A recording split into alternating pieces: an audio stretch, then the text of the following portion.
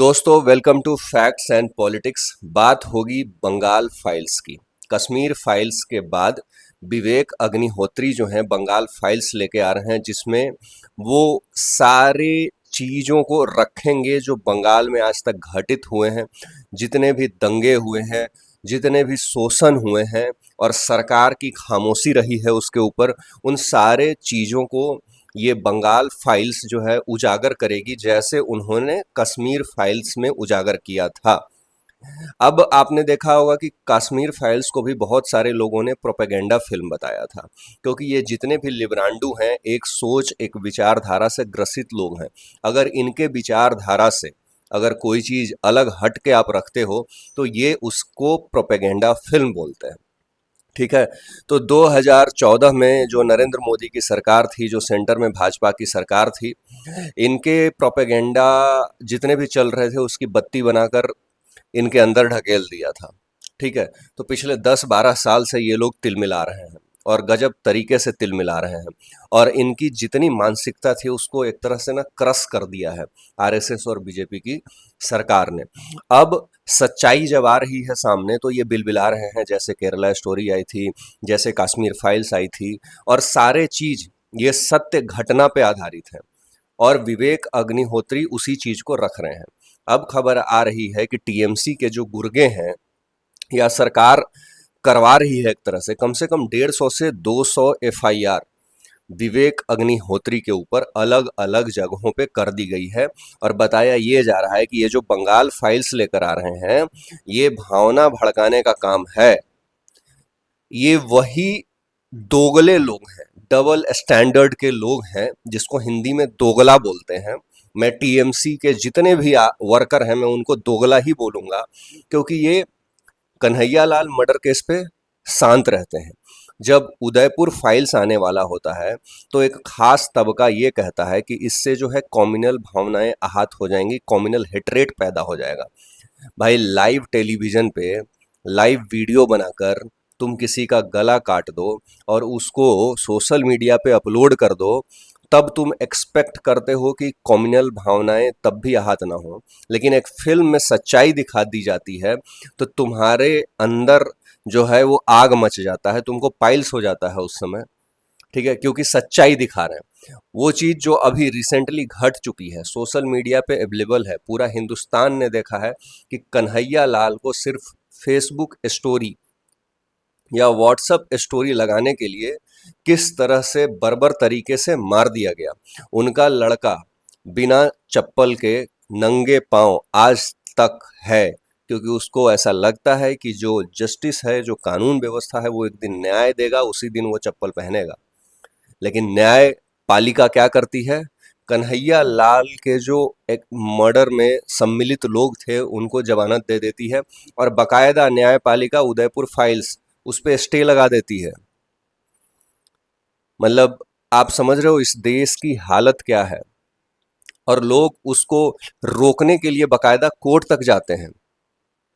वो घटना जो दीन दहाड़े ऑन कैमरा हुई है, मतलब हम मार देंगे तब भावनाएं आहत नहीं होंगी, लेकिन उसी को कोई सच्चाई में बोल देगा, दिखा देगा, तब भावनाएं आहत हो जाएंगी। अरे ममता बनर्जी कहाँ सो रही थी जब मुर्शिदाबाद हुआ था? ममता बनर्जी कहाँ सो रही थी जब आरजीकर हुआ था? ममता बनर्जी तब कहाँ सो रही थी जब अभी एक लॉ स्टूडेंट के साथ उसके ही कॉलेज में रेप हो गया, और वो जो लड़का था वो टीएमसी स्टूडेंट विंग से जुड़ा हुआ था, बताया जा रहा है। तो ममता बनर्जी तब कहाँ थी? जब मालदा की घटना हुई, ममता बनर्जी तब क्या खा करके सो रही थी? कौन सा ऐसा दवा चखा था जिसके कारण उनको मालदा नहीं दिखा, उनको मुर्शिदाबाद नहीं दिखा, उनको बांग्लादेशी घुसपैठिए नहीं दिखे? उल्टा ये इलेक्शन कमीशन का घेराव करने बोलते हैं, यानी कि सीधा सीधा बांग्लादेशियों से इनका संपर्क है, इनका टाई अप है, और इन्होंने उन लोगों को अपना वोट बैंक बना रखा है, और वही लोग जो वहाँ की बंगाली कम्युनिटी है उनका शोषण कर रहे हैं, उनके रिसोर्सेज का इस्तेमाल कर रहे हैं, उनका हक मार रहे हैं। तो कहीं ना कहीं ममता बनर्जी सिर्फ नाम के आगे बैनर्जी तो जरूर लिखवाई हैं, कहने के लिए तो वो बंगाली हैं, लेकिन काम वो बांग्लादेशी घुसपैठियों के लिए ही कर रही हैं। और जो बंगाल का कल्चर था, जो बंगाल के रिसोर्सेज थे, जो बंगाल की चीजें थी, अब उस पे आधिपत्य कहीं ना कहीं बांग्लादेशियों ने जमाना शुरू कर दिया है। पाकिस्तान से हमारा बॉर्डर सटता था जम्मू कश्मीर का। जम्मू कश्मीर में काश्मीरी पंडितों के साथ क्या हुआ बताने की जरूरत नहीं है, कश्मीर फाइल्स आप देख सकते हैं। जो हाल या जो हालात आज कश्मीरी पंडित भुगत रहे हैं, जो अपने हक की लड़ाई आज लड़ रहे हैं, वही लड़ाई एक दिन बंगालियों को अपने बंगाल के लिए लड़नी पड़ जाएगी। क्योंकि जब जब कोई भी इस्लामिक देश का बॉर्डर हिंदुस्तान से सटा है, उस इस्लामिक देश ने हमेशा अपने से सटे हुए बॉर्डर पे अपना आधिपत्य जमाने की कोशिश की है, क्योंकि उनकी जो आइडियोलॉजी है इस्लाम का विस्तार, उसी के तहत वो आगे बढ़ते हैं। और अभी रिसेंटली बांग्लादेश और पाकिस्तान एक साथ आ रहे हैं और उनमें बहुत सारे कुछ सैन्य करार भी हुए हैं। तो बंगाल को ये सोचने की जरूरत है कि आगे आने वाली जो पीढ़ियां हैं, क्या उनका पलायन हो जाएगा वेस्ट बंगाल से? क्योंकि आंकड़ा तो ये कह रहा है कि बहुत सारे लोग अभी बंगाल छोड़ चुके हैं।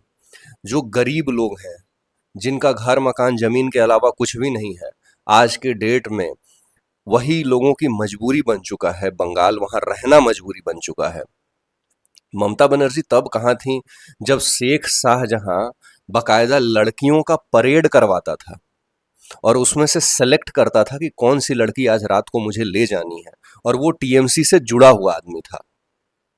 आप समझ सकते हो कि बंगाल में करप्शन, बर्बरता, क्रुएलिटी किस हद के पार जा चुकी है। जहां पे सरकार ममता बनर्जी की है, भारतीय संविधान से बनी है, लेकिन वहां पे भारतीय संविधान नहीं चल रहा है, इस्लामिक संविधान चल रहा है। वहां पे घोषणाएं हो रही हैं कि मूर्ति विसर्जन नहीं करना है, वहां पे घोषणाएं हो रही हैं कि इतने बजे के बाद लाउड स्पीकर नहीं बजाना है। और ममता बनर्जी जो है हिंदू देवी देवताओं के त्योहारों में नहीं जाती हैं, बकायदा दुपट्टा ओढ़ करके इस्लामिक फेस्टिवल्स में हिस्सा लेती हैं, उतना बढ़ चढ़ कर हिंदू फेस्टिवल में हिस्सा नहीं लेती हैं। तो मेरा कहने का ये मतलब है, तो ममता बनर्जी जी, आप मालदा पे चुप रहीं, आप मुर्शिदाबाद पे चुप रहीं, जहाँ पे वक्फ बोर्ड के नाम पर बलात्कार कर दिए गए, लोगों के घर बार जला दिए गए, गहने लूट लिए गए, तब आप कहाँ सो रही थी? आज जब बंगाल फाइल्स विथ फैक्ट्स के साथ बन रहा है, तो पेट में मरोड़ उठ रहा है टीएमसी वालों के। तो भाई गूदा रखो ना सुनने की। बाकी सल्तनत तो रावण का भी गया था, सल्तनत बुद्धदेव भट्टाचार्य का भी वहां पे चला गया था, और एक दिन ममता बनर्जी का जब सल्तनत जाएगा तो टीएमसी का झंडा उठाने वाला भी बंगाल में कोई नहीं बचेगा। ये मैं लिख के दे देता हूं, ये आम जनता की आवाज है वहां पे। तो वीडियो में अपने कमेंट को जरूर रखें, चैनल अच्छी लगे हो तो लाइक शेयर सब्सक्राइब जरूर करें। धन्यवाद।